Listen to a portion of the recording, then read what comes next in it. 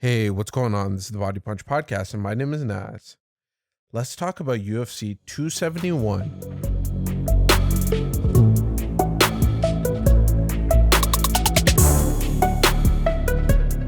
What a fantastic card in Houston, Texas.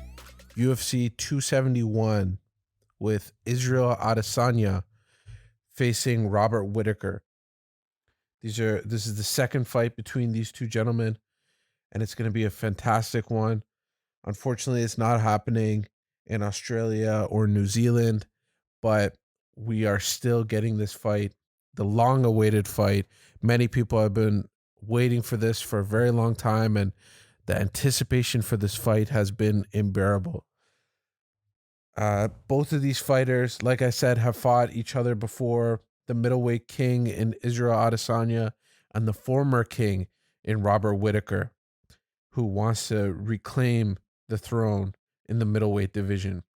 This card is stacked, and we got some great names. The co-main event in Derrick Lewis fighting in his hometown against Tai Tuivasa. We also got Cannoneer facing Derrick Brunson, and Bobby Green is coming back. Andrea Alofski, Casey O'Neill versus Roxanne Modafferi in her retirement fight. Alex Perez. We got a lot of great names on this fight card, William Knight included. And let's just get right into it. This fight, the main event, Israel Adesanya taking on Robert Whittaker. It's going to be a crazy one. Israel Adesanya has been the king of the middleweight division for a little while, hitting a speed bump, trying to fight in the 205-pound division against John Blachowicz at UFC 259.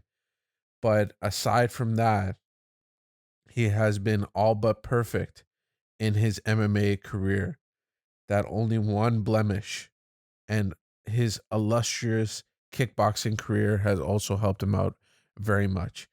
The last fight that Israel Adesanya had was against Marvin Vettori. He won that unanimous decision at UFC 263 in 2021. By the way, before we get started with looking at some of the previous fights that all of these fighters have had, this fight card is somewhat, it might be the Super Bowl coming up. It might be a bunch of reasons. The news is filled with other stuff, but this fight card, UFC 271, seems like it's really creeping up on us. It took me by surprise looking at the schedule, looking at what UFC had coming down the pipe. And honestly, it was just one of those ones that I was like, oh my God, Israel Adesanya, the middleweight champion, is going to be taking on Robert Whittaker, and then also having Derrick Lewis on this card with the quick turnaround going against Tai Tuivasa, who was talking about how he didn't want to fight in his hometown, and now he is. Gave everybody the ring around, and also Tai Tuivasa saying that he was going to take it a little bit slow and didn't want to fight anybody in the top of the division, and is now facing the knockout king of the heavyweight division. So let's get back to Israel Adesanya's past fights, going against Marvin Vettori. Like I said, defeating him handedly, almost trying to embarrass him at some points, but that unanimous decision win was a big one for him, because especially that was his second fight against Marvin Vettori, his first one being in April 2018, and he won that by split decision. Many people thought that maybe the wrestling of Marvin Vettori would give Israel Adesanya a bunch of problems, especially seeing him in the Jan fight when he was fighting in the 205-pound division. And let's talk about that fight. March 6, 2021, John Blachowicz defeats Israel Adesanya. Unanimous decision win at UFC 259. That was a big it wasn't a wake-up call, but it just this aura of Israel Adesanya. People were going into that fight doubting the champion at the time, John Blachowicz, and really didn't believe in his Polish power, but also the black belt jiu-jitsu skills that he has and the wrestling capability that he has. A lot of people forgot about that. A lot of people really, didn't believe in him and thought that it was a far gone conclusion that Israel Adesanya, with his kickboxing career in the heavyweight division, um, and also in the 205-pound division or whatever division it was in kickboxing, but fighting in the heavier weight classes in kickboxing would help him. But we soon found out that the grappling ability that John possessed and pulled him down in the middle of the octagon as opposed to being against the cage. His Israel Adesanya's against the cage takedown defense is superb, and it is one of the best.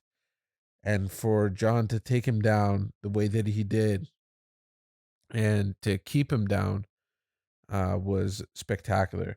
But the bounce back win against Marvin Vettori was great for Israel Adesanya. And I think in my mind, it kind of shook that one off. It's reinstated him as the king of the middleweights, as he always says. And it didn't make me as worried for Israel Adesanya's the rest of his career, because also the mental weight that he must have had after that fight, after the 205-pound fight, where he thought he was going to be the king of the UFC. He thought he was going to be the next double champion of the UFC, but unfortunately he wasn't able to do it. He tried to shoot for the stars, and it didn't happen, but at least he tried. Before that, he went on a tear against Paulo Costa, Yoel Romero, and then Robert Whittaker, defeating Robert with a KO punch, calling out the boogeyman of the division at the time, Yoel Romero, and then calling out and fighting Paulo Costa, who gave Yoel Romero one of his hardest tests. Um, Honestly, the Paulo Costa fight, it just seemed like Paulo Costa shrunk in the moment. It shows you how comfortable Izzy is in these moments. The big time lights, it doesn't affect him like it does other fighters. And for Paulo Costa to, wilt in that situation, fly all the way to Abu Dhabi, and to put on a performance like that at UFC 253, just shows you how confident Izzy is, and that confidence must have equaled whatever it took to fight in that 205-pound fight. Then calling out the boogeyman was a big one for him. Unfortunately, that fight didn't live up to the hype as much. I'll say it myself. That fight was a little bit. It was supremely calculated, and with a fighter like Yoel Romero, where you know that he's got the nuclear option, KOing people like Chris Weidman and just taking people out the way that he does. And we're going to talk about how he had the two fights with Robert Whittaker, some of the toughest fights in Robert Whittaker's career. But calling someone out like that you know, it just shows supreme confidence. Um, and then in the Robert Whittaker fight, where he got the belt, um, and and be, got the belt after becoming before coming interim champion, and defeated Robert Whittaker, who was the boogeyman of the division. At one point, people were thinking, who is going to beat Robert Whittaker?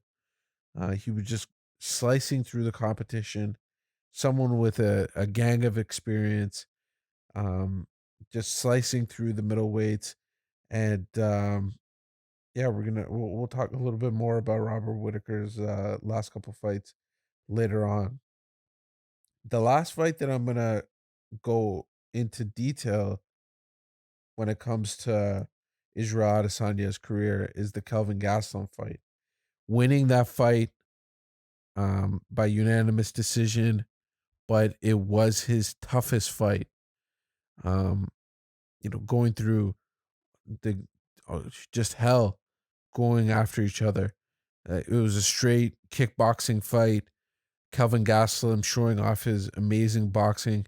If you listened to this podcast before and my post fight show for that fight card in 2019, I talked about how impressed I am always with Kelvin Gastelum's boxing.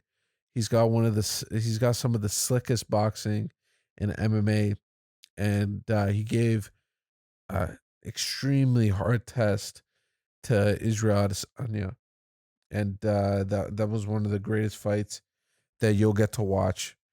I it might be the greatest middleweight fight in this era, um, in this new era, and I'm just trying to think quickly of some of the other fights, but what an amazing fight! Quickly going over some of his other fights, going against his idol in Anderson Silva. Derrick Brunson gave him a super hard time with his wrestling. The first fight against Marvin Vettori, which we talked about, and then a bunch of other fights. But Israel Adesanya is no one to mess with. He's the boogeyman of the middleweight division. No matter if he's had a loss in the 205-pound division, that doesn't mean much to these middleweights. The reach advantage that he has, the height that he has on most of these middleweights is super tough, super tough. Okay, so let's talk about Robert Whittaker's last couple fights. Facing one of Israel Adesanya's toughest fights. Like I said, Robert Whittaker went against Kelvin Gastelum, defeated him in a unanimous decision win. Just recently in April 2021, in Las Vegas. That was a tough fight for both fighters. Going into that one, Robert Whittaker, I think just had the right game plan. The coaching that Robert Whittaker has, the coaching that both of these fighters going into this fight have in Israel Adesanya and Robert Whittaker, they're the top of the food chain in MMA. In this sport, um, Robert Whittaker and Israel Adesanya have some of the top coaches and some of the best uh, game planners in MMA. They are always watching tape. They're always studying. They're always learning new techniques and the training partners that they have available. Um, a lot more for Israel Adesanya, I think, but uh, Robert Whittaker has some great training partners out there in Australia as well. So have after the before that Kelvin Gastelum fight, he fought Jared Cannonier, the boogeyman. Man, I feel like I'm calling everybody the boogeyman. But at the end of the day, this guy and Jared Cannonier coming down from the heavyweight division and going down to 185 and fighting Robert Whittaker. Jared Cannonier had a couple fights before that, but he truly went on a tear at one point. And it seems like if you got someone who is one of the most scary people in the 185-pound division, the man to call is Robert Whittaker, taking on the likes of Yoel Romero, taking on Jared Cannonier, and the list goes on. But Robert Whittaker is not scared of any opponent, as you can tell by some of the names that I will list off later on. But Jared Cannonier, one of the toughest fighters, one of the most powerful punchers in the 185-pound division. Before that, defeating Darren Till That was a tough fight. I mean, Darren Till, supreme kickboxer. Some people were already leapfrogging him to fight Izzy. People thought that he would just come into the division and start wrecking everybody coming from 170 into the middleweight division. And Robert Whittaker put an end to that and got a unanimous decision win in 2020. And then there was the loss to Israel Adesanya, the first um, fight that these two gentlemen have had. Israel Adesanya took him out with KO, in a KO, and defeated Robert Whittaker in 2019. And before that, Robert Whittaker was on a supreme tear. His last loss before that fight against Izzy was in 2014.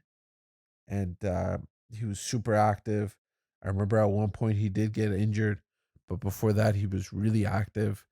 He was um he was going after it. He was going after every single fighter in the division, and his style allowed that. Before the Izzy fight, he fought the Boogeyman in Yoel Romero, who at this point in 2018, the wrestler who can knock you out with flying knees and would lull people to sleep, and the oblique kicks. I remember that was a big deal in that fight against Robert Whittaker, where Robert Whittaker really felt it in 2017 in their first meeting, and in their second meeting dished it back at him at UFC 225, and really give it back to Yoel Romero. Yoel is a tricky veteran. I remember some of the moves that he was playing in that fight, and you just got to be ready for anything when you're facing Yoel Romero. Before that, defeating the likes of Derrick, Brunson, who gave Israel Adesanya a really tough test, like I was saying before. Uriah Hall, Brad Tavares, a bunch of great fighters. Losing to Stephen Wonderboy Thompson, but that was in 2014, and I think Robert Whittaker was almost a different fighter at that point, and for him to, strap up his boots and get back at it was, it showed a lot of heart, and it showed how, mentally he's got a steel trap of a brain. Okay, so I'm gonna go through the rest of the card, and we're gonna look at the great fights here. We're gonna quickly go over these ones. Derrick Lewis taking on Tai Tuivasa. Like I said at the beginning of the podcast, um, Derrick Lewis talked about how he didn't want to fight in Houston, Texas. He didn't want to be the main event. Okay, great. You're now the co-main event in Houston, Texas. Was it the fact that you were fighting in your hometown, or was it the fact that you were the main event in your hometown? That's the question here. And facing someone like Tai Tuivasa, who this is his biggest test to date. If you look at Tai Tuivasa's career thus far, you know, beating Sakai, beating Greg Hardy, and uh, Stefan Struve, all of these people, but losing to JDS, and losing to, after that, going on a 3-fight losing streak in 2019. This is his biggest test to date. They tried giving the big test in JDS to Tai Tuivasa. He is a big fan favorite, and the UFC would love, and the fans would love Tai Tuivasa to pull off something great and to defeat someone like Derrick Lewis. But Derrick Lewis, the knockout king in the UFC, and especially in the heavyweight division, is no tough. It is a very tough task for any fighter, and he's coming off a win, devastating fashion in 2021 against Chris Dawkins. Um, some people, I think the Chris Dawkins was the betting favorite in that fight against Derrick Lewis, and it shows you how people are forgetting um, how powerful Derek Lewis is, how smart he is at some points in conserving his energy. Some of the fights that you watch Derek Lewis in, he's conserving his energy, and he's waiting for the perfect moment to really to strike and to go after his opponent. And it's going to be such a fun fight. I mean, I hope it doesn't turn into, and I don't want to jinx it, but I hope it doesn't turn into something like the Francis Ngannou Derek Lewis fight, where they were both staring at each other because they both know that they have such powerful strikes in their hands, especially. Derek Lewis throwing a bunch of kicks and stuff as well. Very athletic for his size. And I just hope that you want to hope for the safety of these fighters, and you want them to do the smart thing. Um, and it would be amazing if one of these fighters showed off their jujitsu skills. But this fight is put here for a reason. This fight is put here for a reason. Tai Tuivasa could advance to maybe even become number 3 in the division, maybe become top 5 in the division. And Derek Lewis is just here to really put on these fun fights and put on a winning streak again and maybe fight for the belt again. I think that Derek Lewis has a great shot at it. Athletic guy. Yes, he is getting a bit older. How old is he now? He is 37. So he is very much near the end of his heavyweight run. I mean, we've seen heavyweights in their 40s do really well, but 37 is 37 at the end of the day. And you're facing someone in Tai Tuivasa who's 28 years old, super young for the heavyweight division, fought at big events like the Australia card, where he had his whole country behind him and fighting in that mega stadium with all of those fans and doing shoes in there. So both of these guys are ready for this pressure, ready to put on a fun fight. And what a way to string on the fans and to give us a little trick, and for them to fight so Derek Lewis' last fight was let's see, it was in December of 2021. So very recent. Um, Recently, these both have fought. Tai Tuivasa, his last fight was in 2021 in December as well. So both of these fighters have immense respect for one another, and man, it's going to be a fun one, super fun one. Jared Cannoneer is also on this card facing Derrick Brunson. Derrick Brunson is streaking right now. His last fight against Darren Till was, you know, choking out Darren Till, taking out Kevin Holland, taking out Edmund Shabazian, Ian Heinisch, um, and then Elias Theodoro, who's no longer in the UFC. But Derek Brunson is the the new Derek Brunson is super streaking at this moment. He is also he's older than Derek Lewis at the age of 38. But if he can put on a couple wins and take out someone like Jared Cannonier, then he might have a shot sooner than later.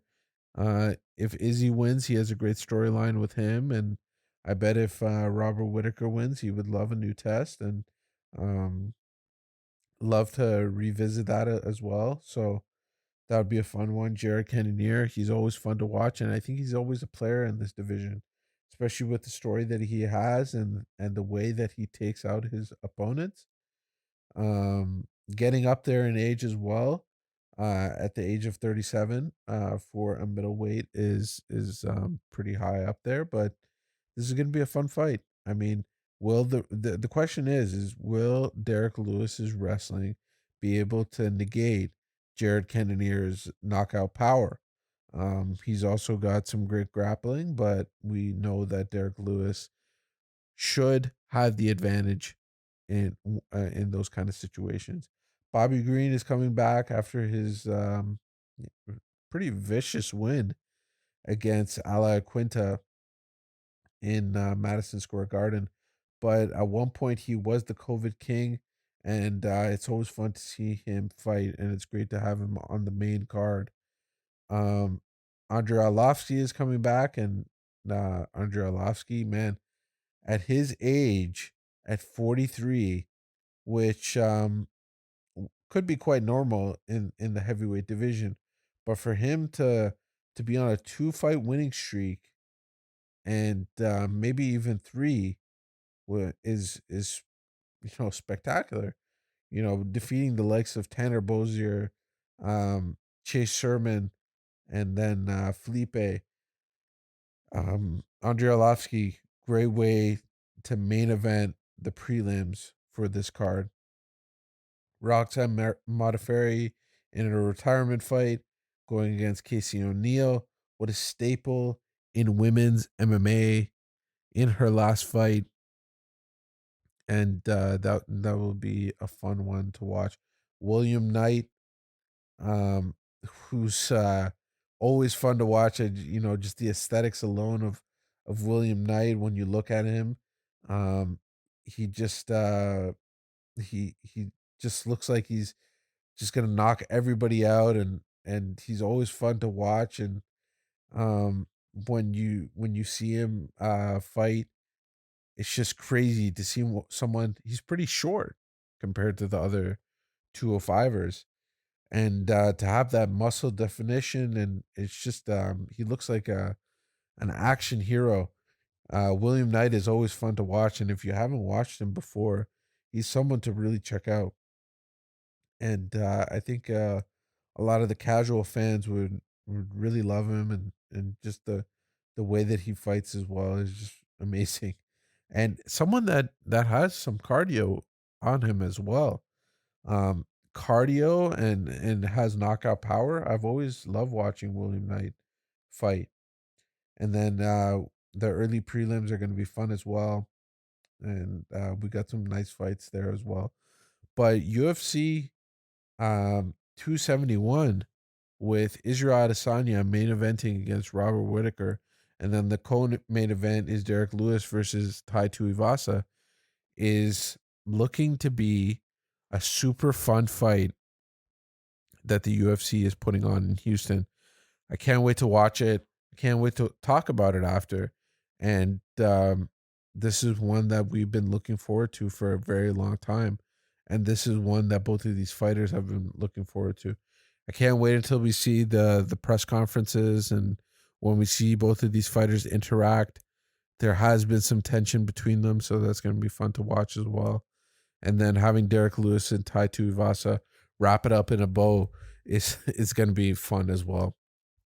So thank you for listening. Thank you for watching on YouTube. If you're watching this on YouTube, give the video a like, subscribe, leave a comment below. Let me know what you think about these fights. If you're listening to this on the different podcast networks, go ahead and give us 5 stars if you would like. Send us an email, leave a comment. Just let's talk about these fights.